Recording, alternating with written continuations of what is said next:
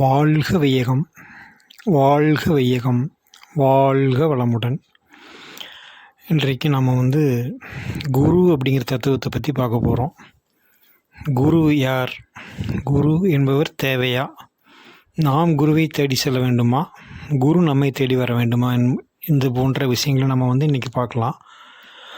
உண்மையில் குரு அப்படிங்கிறவர் யார் அப்படின்னு பார்த்தீங்கன்னாக்க, ஒரு சிலவங்க சொல்லுவாங்க குரு அப்படிங்கிறவர்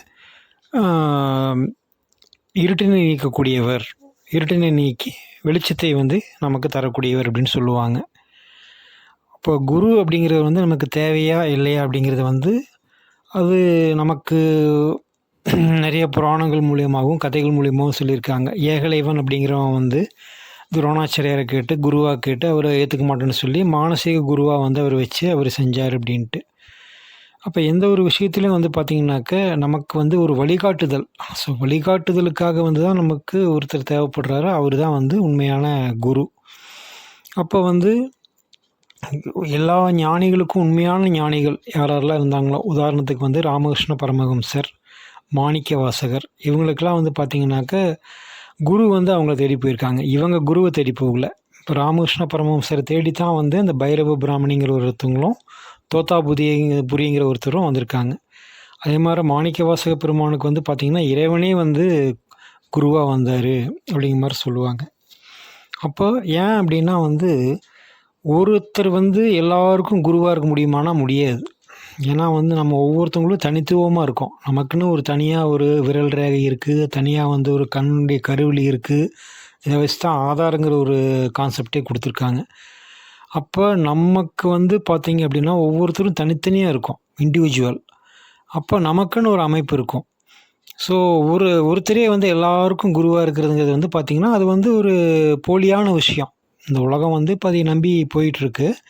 உண்மையான குரு அப்படின்னு பார்த்திங்கனாக்க நம்ம தேடி வருவார். ஏன்னா ஒரு இது பக்குவம் அடைஞ்சிச்சுனாக்கா அந்த பக்குவம் அடைகிற உயிரை நோக்கி இயற்கை கொடுக்கும். ஏன்னா இயற்கை தான் உங்களுக்கு மூச்சு காற்றை கொடுக்குது, இயற்கை தான் உங்களுக்கு எல்லாத்தையுமே கொடுக்குது. அப்போ அந்த குருவையும் இயற்கையே உங்களுக்கு ரெடி பண்ணி கொடுக்கும். அந்த காலகட்டங்கள் வர்றப்போ எப்படி உங்களுக்கு திருமண காலகட்டம் வர்றப்போ வாழ்க்கை துணைன்னு அமைகிற மாதிரி குருங்கிறது பார்த்திங்கனாக்க உங்களுக்கான குரு உங்களுக்கு மட்டும்தான். மற்றவங்களுடைய குரு இதெல்லாம் நம்ம பார்க்குறதெல்லாம் கிடையாது. உங்களுக்கான குரு உங்களுக்கு மட்டும்தான். அப்போ அவர் உங்களுக்கான வழிகாட்டுதலாக இருப்பாரே தவிர இப்போ எல்லாருக்குமா பொதுவான ஒரு வழிகாட்டுதல் மாதிரிலாம் அங்கே அமையாது. உங்களுக்கு என்ன, நீங்கள் எப்படி முன்னேறணும், நீங்கள் உங்களுடைய சிக்கல்களை எப்படி தீர்த்துக்கணும், இதுக்கான வழிமுறைகளை சொல்லி கொடுத்துட்டு அவர் போயிடுவார். அவருடைய வேலை அவ்வளோதான். சும்மா நம்ம கூடவே இருந்துட்டு இது பண்ணிகிட்டு இருக்கிறதெல்லாம் அவர் பண்ணிகிட்ருக்க மாட்டார். அப்போ அந்த காலகட்டத்தில் வருவார், நமக்கு வழிகாட்டுவார், அவர் போயிடுவார். அப்போ குரு தான் நம்மளை தேடி வரணுமே வெளியே நம்ம குருவை தேடி போகக்கூடாது. அந்த உண்மையான குரு வர்ற வரைக்கும் நம்ம வேணா பொழுது போகலைன்னா இருக்கக்கூடிய குருவெல்லாம் நம்ம போய் பார்க்கலாம், அவங்க சொல்கிறத கேட்கலாம். ஆனால் அது எல்லாமே நம்மளுக்கு சிக்கலை தான் உருவாக்குமே வெளியே நமக்கான உண்மையான இதாக இருக்காது. ஏன்னா அவங்க பொதுவான குருவாக இருக்காங்க. எல்லாருக்கும் நீங்கள் மூச்சு பயிற்சினா மூச்சு பயிற்சி பண்ணுங்கள், பிராணாயாமம்னா பிராணாயாமம் பண்ணுங்கள், இப்படி காலம் மடக்குங்க, அப்படி கையை நீட்டுங்க, இப்படி இந்த மாதிரி இப்படி நீங்கள் புருவ மத்தியில் தியானம் பண்ணுங்க இப்படி சொல்லுவாங்க. அது நமக்கு சூட் ஆகுமான்னு சொல்ல முடியாது. ஏன்னா சில சமயம் அதுவே நம்மளுடைய மெத்தடாக இருந்ததுன்னா சூட் ஆகிற மாதிரி இருக்கும்.